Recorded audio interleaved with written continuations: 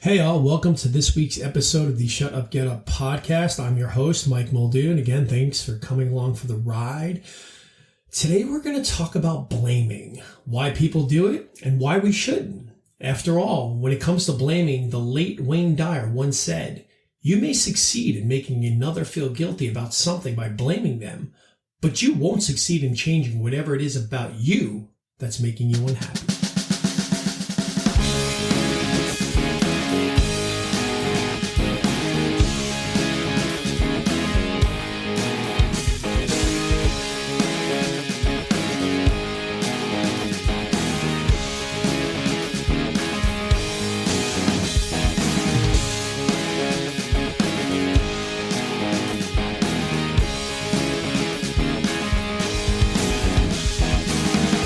Blaming is one of the most toxic things that you can do, and yet there are people who cannot exist without it. There are people who can only exist in this sort of victim mentality, blaming everyone for their problems, putting all their problems on someone else. Most of us don't even have to look further than our devices in our hands, logging into social media accounts and finding someone airing out their dirty laundry, blaming someone for their, sometimes daily misfortune. I mean, to these people, the feeling of anger is so normal that to them, that when there's nothing to be upset about, they cannot exist. They actually look for things to be upset about so they can blame them on someone else and retain their familiar state of this victimhood mindset. I know, how can anyone live like this? And yet, people do. So why do we do it? Why do we blame? Well, first off, when we put blame onto others, we no longer have to take ownership on fixing the problem. We have just basically laid it off to somebody else. We have laid the blame onto someone else, which secondly just provides some sort of gratification that the problem is no longer ours. A person blames that terrible hiring manager for not getting the job, so now they don't have to face the reality of their own shortcomings and what the truth really is. They weren't prepared, qualified, or just their overall demeanor in the interview. After all, if we can convince ourselves that someone else is the problem, then it's easier to convince others as well, and not have to face the truth and acknowledge our shortcomings or our own challenges. So, what is blaming? Now, I know we probably all at some point or another maybe blame somebody, or we've obviously been around people who have blamed them, but what is blaming? What does it consist of? Well, usually blaming consists of three parts. First, there's the blamer. Secondly, there's the incident or the object of desire or an outcome that didn't happen, whatever. There's a situation. And then, of course, the third part is the blamed, which could be a person or a place or a thing. And to be honest with you, blaming doesn't always have to involve other people. I mean, we did this with objects.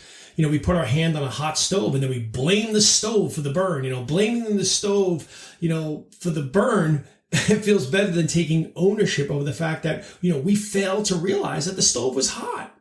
Heck, we failed to realize and take ownership that we left the stove on. And everyday other examples of the blame game, a blamer is speeding, gets into an accident, there's your incident, after a deer cuts in front of them. So what does it do? The blamer blames the deer for the accident. Geez, if that deer didn't come out in front of me, I would have been fine. Though on some sort of metaphysical level, I might propose that if the deer didn't come out, maybe something worse would have happened. But look, that's for another talk.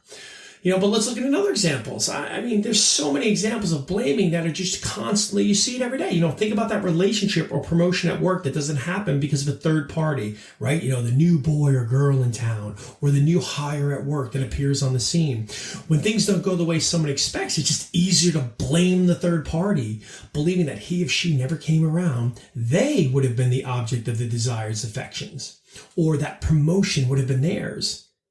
Instead of facing the fact that there's a good chance, even if the third party didn't come around, that relationship was not happening. That promotion was never going to be theirs. And a lot of what we're talking about right now is like the individual blame game, right? A lot of this is, that type of blaming that, is developed in our younger years. It's a habit that we form. But really quick, before we move on and discuss all that, I just want to talk to my business owners, my managers out there in the world. You got to be careful, because blaming can also be a fostered behavior as well, right? If you create like a toxic work environment where it's every man for themselves situation, this can fuel a blame game. As a business owner or somebody running a company, if workers fear repercussions from admitting mistakes or faults, it's going to encourage them to just shift to blame instead of taking responsibility. So in order to create a culture of openness and allowing employees to sort of present at their best, you might have to let them fail and admit it without repercussion. Now, listen, I don't mean that if you were the owner of a hedge fund, that if one of your hedge fund managers liquidates a fund and places it all on black at the local casino and loses it all, that there should be some sort of repercussions. I'm just saying, in general, at some points, people take little risks where little mistakes happen. But if a lot of times, that's a great place for discovery. You might learn things. That might have, there might be things that are discovered there that are going to propel a business or an idea forward. But if people are too scared to make mistakes and step out of line, then that might hold you back. So again, we got to be careful as business owners or managers to foster an environment where blaming is going to become normal, okay? So that's just something to keep in mind there. So let's talk about, where does blaming stem from, right? Well, let's think about it. Most of our habits in the first place can often be traced back to our early development. Observed behaviors from our parents who modeled it for us. Maybe dad blamed mom blamed dad blamed everyone, etc. Or any other relationships that were close that you just had, and you just sort of onboarded it subconsciously. Or, people who were frequently had their wrongdoings pointed out as a child can develop blaming. It's just as a way to comfort themselves when they were punished, or made basically to feel bad about admitting fault, right? It just got easier to blame others than deal with the ramifications of their actions. It was you who threw the baseball through the neighbor's window, but you blamed your little brother for not catching it. Maybe this happened. Who wants the pressure of having to face up to that when it's easier to just blame someone else and let them deal with it? Or maybe you're somebody who grew up in one of these sort of overly very high moral environments, right? A lot of times we see this in people, I don't want to say very religious, but very conservative environments, right? They've got, you've modeled this behavior being sort of perfect. And then suddenly you got caught with your hand in a cookie jar. And instead of just taking ownership of this small moment of weakness, they just go ahead and blame others for doing the same thing. Well, they were all doing it. They were all doing it. Because people like this, they're just unwilling to just sort of disrupt this self-image they have of themselves, or even challenge that self-image that they have of themselves. Because how could they possibly ever be this way? That's not who I am. Therefore, me doing this had to be somebody else's fault, right? They shift that blame in an attempt to basically save face and self-preserve themselves. Don't be these people. Don't be these people.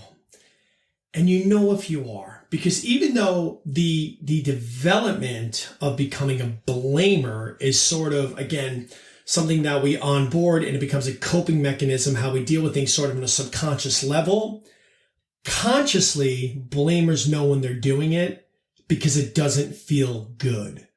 It doesn't feel right. They can feel it. That's that internal clock saying, I know this isn't right, but of course they're going to hang tight to it because this is the defense mechanism that they have basically been working with their whole lives. So, what are some of the characteristics of these people, right? If you're in your work environment or out in the world, I mean, to be honest with you, it's probably not, you probably don't need a tell-all playbook to identify these people because after all, they'll just be blaming everybody. But a lot of times people are blamed.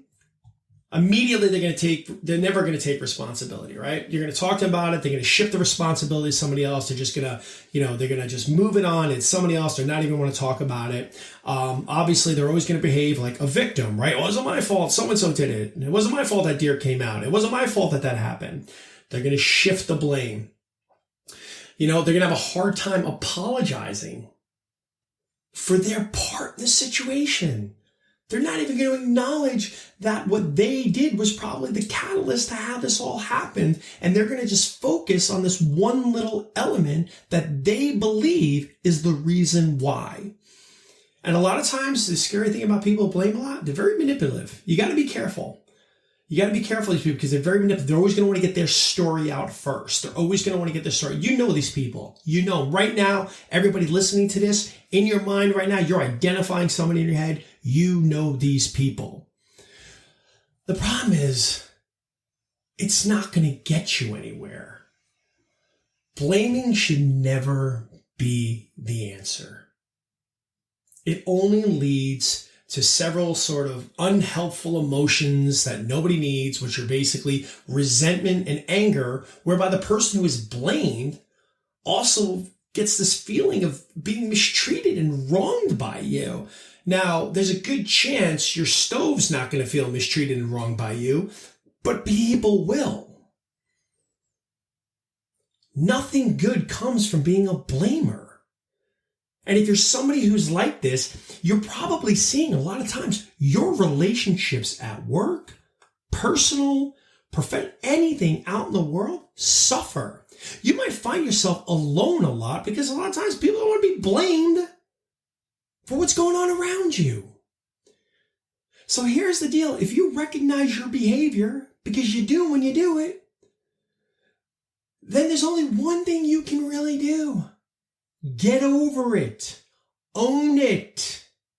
If somebody calls you out on something, own it. Yeah, you're right. That was my fault. Yeah, I totally was speeding. No, it had nothing to do with the deer. You're right. I wasn't prepared for that job interview. You're right. I totally missed that this morning. You're right. I could have handled that. Now, here's the thing. That's going to feel weird to you if you spent your whole life defending yourself by offsetting the blame to other people.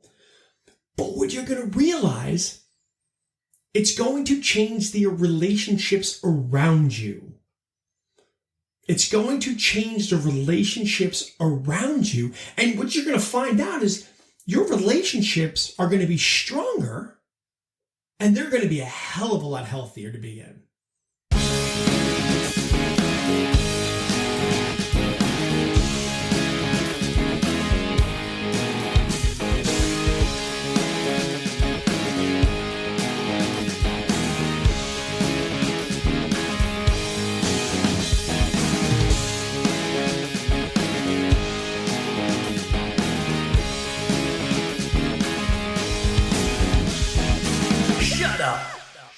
Get up.